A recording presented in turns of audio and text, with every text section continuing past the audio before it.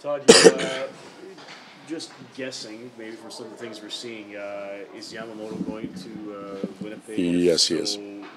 Just give me a sense of what you saw in Calgary and what you hope you can build on tonight. Well, our lineup, first of all, going to Winnipeg is still scattered with a bunch of young prospects and a lot of players that have spent a significant time in the American League. We want to give them another opportunity to play, and I believe Winnipeg will have a fairly stacked lineup, so it'll be a great opportunity for us to evaluate our team against some of the best players they have. Yamamoto will be going. He'll play on a line with Jokinen and Nugent-Hopkins to start with, and we'll see how he handles himself. Big game for a lot of our guys, a big test because it'll be a taxing game on our team, but also a test to see how individuals handle their speed, their pace, their size, and playing on the road as well. Just one more, Jason. What, if anything, will Kyler have to do differently at the pro level to create offense than what he's maybe done when he was a junior and a star minor hockey player? Well, we can talk about him as an individual. We can talk about any young player coming up. It's faster, it's stronger, it's more structured, and the players are just that much more talented, including the goaltenders. So the task to create is a difficult one at the NHL level. And it takes a little bit of time to figure out what parameters you're allowed to play under. And what I mean by that is how much time and space you have, areas of the ice where you go to where you can be productive or unproductive, how to access your skill set and make it effective within our team structure. And Yamamoto's going through that right now. He's going through it as an 18-year-old, a smaller 18-year-old. But if he competes the way he did in Calgary and he uses his instincts well, he's going to continue to improve, and he has an opportunity. Todd, I know it's really early, but Jujhar Khaira, similar start to what you had from Tyler Pitlick last year, who right from the get-go just caught your eye and almost forced you to keep him in the lineup. What differences have you seen, albeit very early, from Khaira this year, maybe compared to past ones? Well, we start with health. He's never been able to stay healthy. He just gets a little bit of confidence and gets going with our team when he's been called up or after training camp, and he ends up injured. So right now he's healthy. He looks confident. He looks like he belongs here, and the way he carries himself in and around the veteran players is a positive sign. His scrimmages have been good. His games have been very good.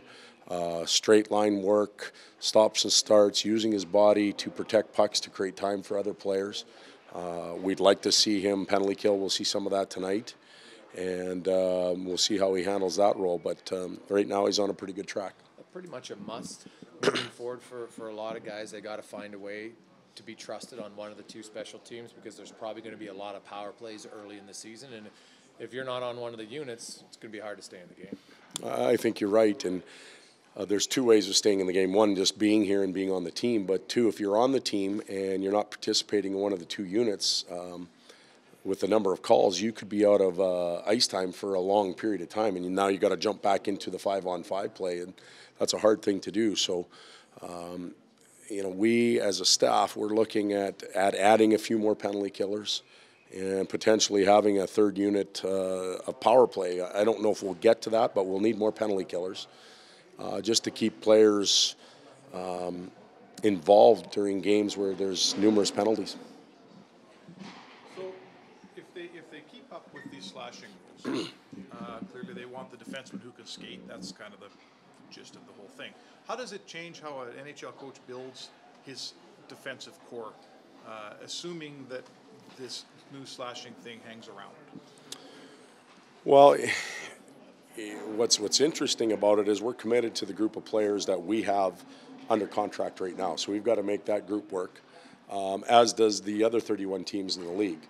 And I think what that allows today's player to do is to find his game within the new rule enforcement. And we're seeing some extreme situations in exhibition season, as we did coming out of the 05 lockout with hooking and holding. And I believe that the approach there is that if we can be aggressive with the calls, players will change the way they behave in those situations. And perhaps as the season wears on, those scenarios get cleaned up and we just get back to regular hockey without a lot of hooking and slashing. And any player can fit in, as has been in the past. But if if we continue to see 8 or 9, 10 power plays a night, you have a tendency to lean towards the penalty-killing defenseman or the power play defenseman, not just the utility guy that does everything. Those guys become more valuable because they play more minutes. So you're saying that this rule tends to lean towards the quicker defenseman, right? The guy that can get body position, and it may make expendable the slower, big, traditional seventh defenseman that we know. Is that a fair way to look at this? Not necessarily, because we're talking about slashing, not the hooking and holding. So the small, quick guy, if he has bad habits, he can be slashing and hacking and whacking just as much as the big, heavy, slower positional player. It's one instance. I don't think it affects the fast or the slow guy as much. Now, with the puck, and skating with it, maybe the faster guy pulls away from people and draws the slashing penalties a little bit more. But the defending players, I don't see a big difference. Todd, as you get farther into preseason, when do you want to look to really focus in on your special teams? Obviously, I know you practice it now, but do you experiment less, like starting Friday, or when is the time of giving guys a look balanced compared to the time where you want to get your units set? Well, we think we have set units. At least the first unit. The second unit, there'll be some moving pieces in that situation, and we spend every day in practice, regardless of where we are in training camp, with those units together. It doesn't matter who's playing that night. We practiced power play this morning here for a little bit. We'll go to Winnipeg. The units will be all different. It doesn't matter to us. We're trying to get our team ready. And so we spend time doing that. As exhibition season wears on a little bit more and we get down to that, the last 2 games, we'll see our units with a lot more structure and a lot more consistent in game situations. But between now and then, we get a lot of practice time.